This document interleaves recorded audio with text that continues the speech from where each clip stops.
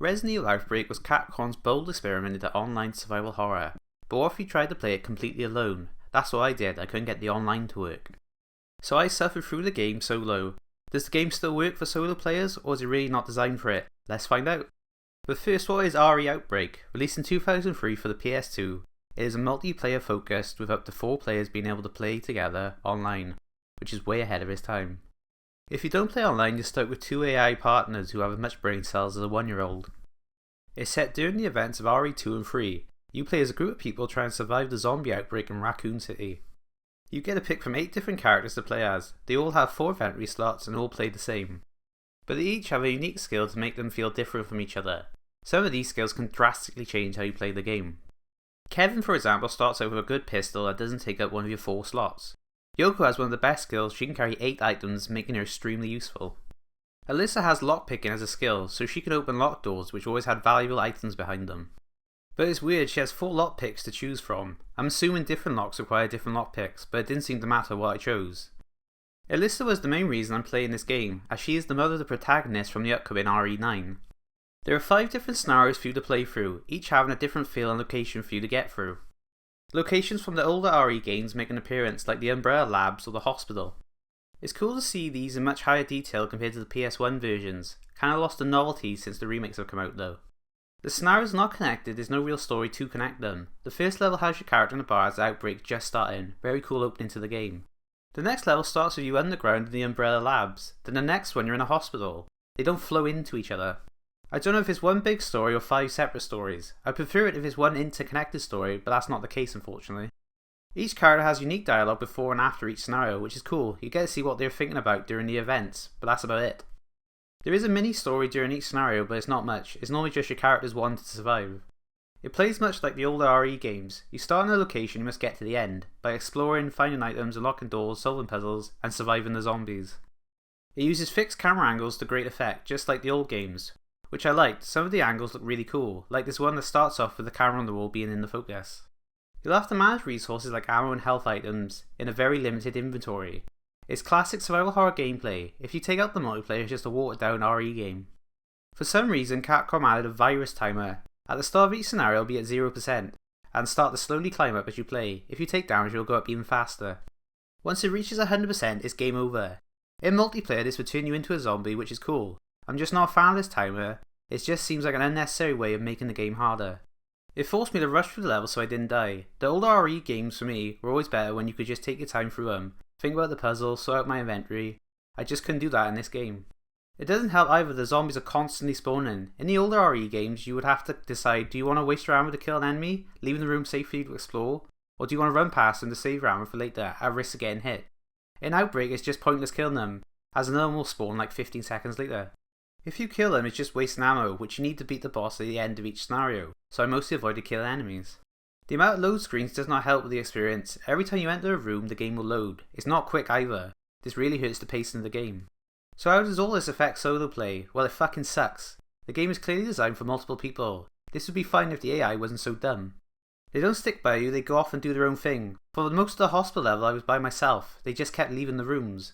When they do stay with you, they're almost guaranteed to get hit by enemies. There's a real lack of command options. You can use the right stick to say go, come here, help and thanks. That really wasn't enough. An attack or wait command would have went a long way. The AI will pick 2 different playable characters at random. I think they have access to their unique skills, as one character's skill is to heal people, and it healed me once. But I couldn't find a way to command them to use the skill, like getting the AI Alyssa to open a locked door. Item management is incredibly frustrating. You can only carry 4 items plus your companion. That's 12 items you can carry altogether. Problem is your companions will pick out items in the environment at random. They will quickly run over to items before you can get to them. There was this one part where I was low on health, saw her and thought, phew, I'm saved. Just for frickin' David to pick it up and leave the room. I could have screamed. In the second level, Alyssa only picked up weapons. She had 3 pistols and a shotgun, but no ammo. This would be fine if it was easy to swap items with each other, but it's not. You can't drop items on the floor. So if the AI picks up something you don't want, you have to swap it from their inventory into yours, then find something you do want in the environment and then swap it for that. You also can't just pick what you want from their inventory and move it over to yours, because that would be too easy. You have to request it from them. The AI will then walk over to you and you'll have to swap it that way. If you want to give them an item, it's similar. You pick an item, press present, this will hold out the item in front of you, then the closest AI will come out and pick it up. This can be annoying when two companions are next to each other and the wrong one takes it. I would stick to playing as Yoko because she had 8 inventory slots, so I didn't have to rely on my AI partners as much. Also, because this game is meant to be played online, going into your inventory no longer pauses the game.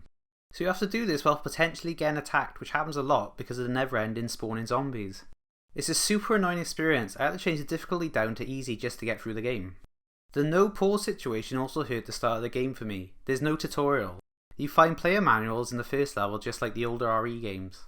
So I found the one that teaches you how to control the AI, but because it doesn't pause when you read it, I got attacked. So just wait till it's safe to read it, I hear you say.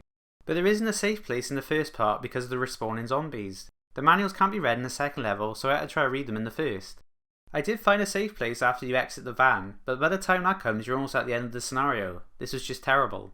Safe to say, if you want to try this game, please for the love of God play it the way it was intended, with other people.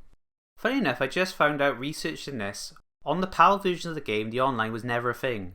So I had the intended experience for my region. Capcom must fucking hate this then. The levels themselves are fairly well designed. They feel like an RE map, but a lot smaller. Each one takes about 40 minutes to get through. But I ended up replaying them a bunch to figure out where the items were and what the goals were, so I could actually finish them without dying to the virus or running out of resources. Once you know what you're trying to accomplish in the levels, they're quite easy to get through. Objectives can sometimes be confusing. Like in the first level, you meet a cop who tells you to move the car to create a barricade.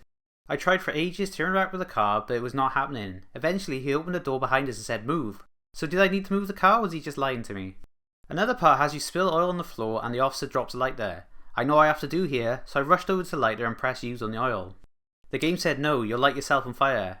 I went to the nearby water and my character was like, I could jump in here after I light the fire. So I tried, but it still said no.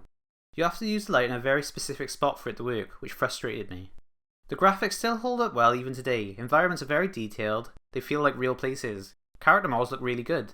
The voice acting is good most of the time. Random NPCs like the cops or the doctors don't sound professional, but other than that, it's good. The game captures the horror atmosphere of Resident Evil 2 very well. It's just the gameplay that's letting it down. Overall, I did not enjoy my time with Outbreak. I played it for the story of Alyssa to see how it would connect to RE9, but there's barely any story. She's a reporter who survives, that's about it. It has an old school RE gameplay, which I'm normally a fan of. It just didn't work for me here because of the focus on the AI companions. If they worked better and you could command them properly, this might have been an okay experience, but Capcom didn't figure out AI companions till years later. They sucked in Dead Rising, and Shiva from RE5 sucked as well. I would definitely not recommend dusting off your PS2 for this unless you can play it in co-op. Hopefully they do a remake of this. It has some good ideas, just the execution was lacking. Time to rank it. Honestly, it pays me to put our first Resident Evil game so low. I'm going to put PAL next to it so we know what I'm talking about, single player only versions. I feel like if I had played it in co-op it would be way higher, but for now it's going to be our new number 30. I'm not putting it above Suicide Squad because at least I had fun for a bit with that gameplay, and never got frustrated like I did with Outbreak. It's going above Metal Gear Survive because that game also has fair share of frustrating gameplay, but at least Outbreak was trying something new for its franchise, whereas Survive felt like a cash grab no one asked for. Outbreak is our new number 30, and now off to make a Jill sandwich. Fuck David.